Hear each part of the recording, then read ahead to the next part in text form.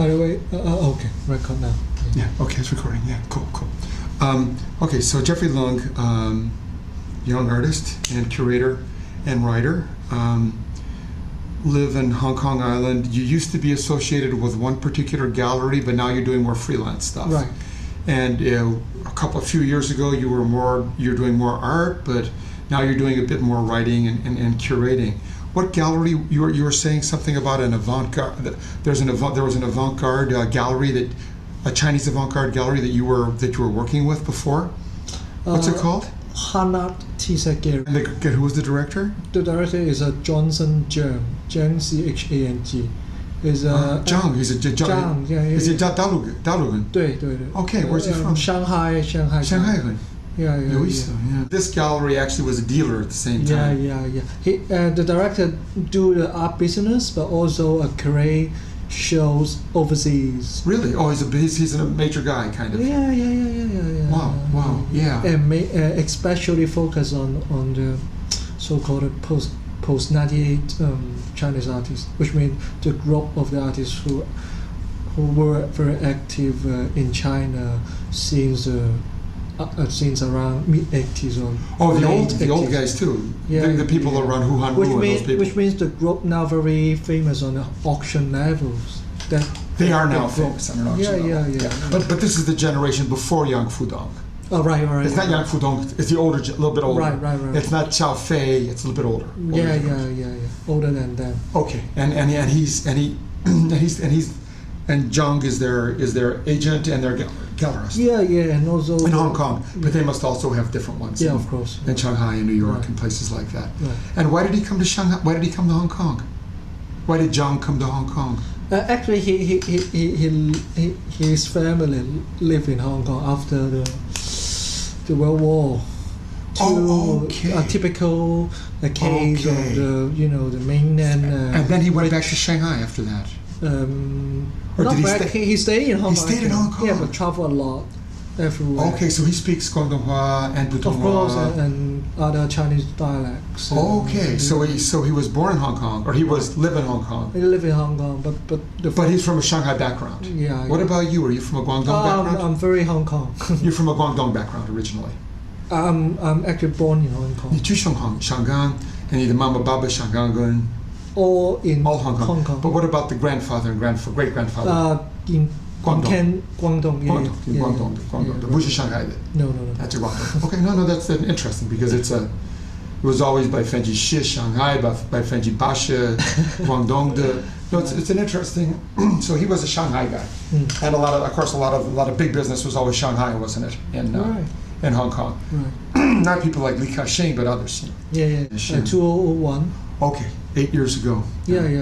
Okay, and then you were working for other organizations, and when you studied at Zhongguan Dashui, it was the first really good art program, wasn't it, in Hong Kong? Yeah, I think the most significant is I can study both Chinese art and Western art. Back then, yeah. And it was pretty much conceptual art, wasn't it, for the West? Or was it also Beaux-Arts stuff, kind of? Let's say both, and university depends on your choice, but everything is more available. And who were the kind of influences at the time? Was it pop art? Was it minimalism? Was it Duchamp? Right. Was it the German? Mostly we. Was it multimedia installations? Yeah, right. It was multimedia installations. Yeah. Basically. According to the educational program, we can learn mainly on both Chinese traditional, and then for the West we can focus more on the so-called modern, means around Impressionism too. But what kind of stuff did people do? What kind of stuff did the students do? Did they do the multimedia installations, or did they do mostly painting, sculpture, film? From painting to installation, rather than new media, Well, not new media per se, but was it 50-50 between installations and other stuff? I think in early 2000, more installations. Of course, okay. Sure. But now within these 2 years, more painting. There's a bit more figuration coming back in certain ways. Yeah. That's interesting. And who was the main person Was there a particular figure behind the Shangang Zhongwen Dashui School of Art that especially introduced more conceptual stuff? Because... Was there a dean? A particular dean or a particular artist? Oh, yeah. Who was there? Was there a particular person? Because there are mainly two professors for Western program. Yeah. Western art program. One is Kurt Chan, the Professor Kurt. The surname is Chan. Chan. And the first name is Kurt? The first name is Kurt, K-U-R-T. Kurt Chan, okay. Oh, yeah, cool. Chan is surname. And he's an artist himself? Yeah. Of course. Yeah. And he do a lot of mixed media. Do need to take the phone? No, keep talking. Okay. Mixed media and installations. Yeah. And the other professor is Victor Lui. Lui, L-U-I. Victor Lui, okay. Lui. For Lui, he simply say he's a modern painter, focusing on abstract modern painting. So these two major professors teach us the Western art. Okay. And do you? And then you went and kind of you're out in the world. I need a job. I'll get a job at a gallery, sort of thing. And then you were doing some of your own stuff. Did you have a studio? Did you have your own studio? Did you work from home? Did you find a space? Oh yeah. Was it mostly online? In Hong Kong, similar cases. Artist friend would share the studio. How would you do? Would you rent it or rent? You'd have to pay. You have to pay monthly. Expensive, huh?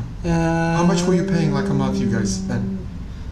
Every guy around 1,000 Hong Kong dollars 1,000 on a month average. Each. Wow. Which means at least 5 to 6 people share this one studio. And where was your together. space then? Where was your studio space then?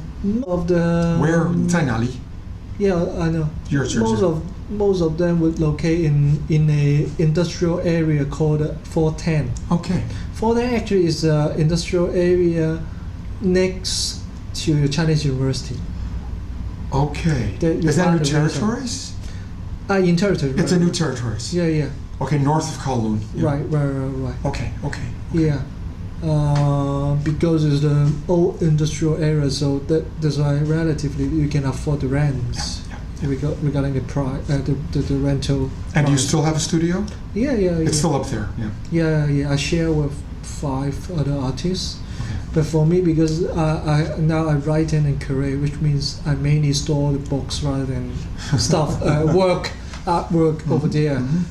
But all my friends in that studio, they are still active on exhibition. How are you? Do you know Jasper Lau? Yeah. We met. How are you? Are you different to him? Of course you are. But Different. You're less of an activist, or? Yeah, I'm less active.